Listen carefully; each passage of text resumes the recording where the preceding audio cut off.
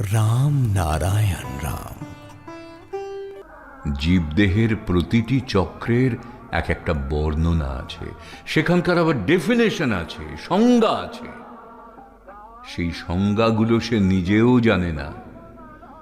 ইক্ষু বীজ নিজেও জানে না তার ভেতর মিষ্টত্ব আছে, কিন্তু যখন এটা রোপণ করা হলো, এটা তখন আস্তে আস্তে করে বাড়তে বাড়তে কেমন ইক্ষু গাছ হয়ে গেল।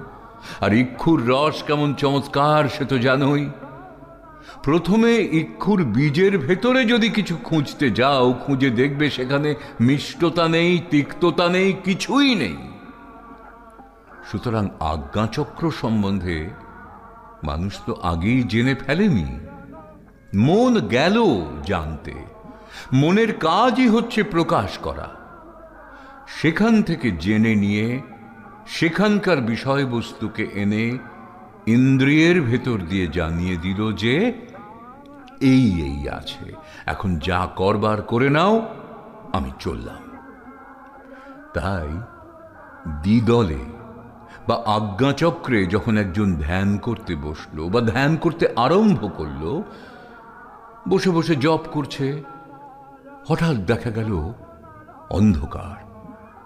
মন বলছে এখানে কি আছে দেখি।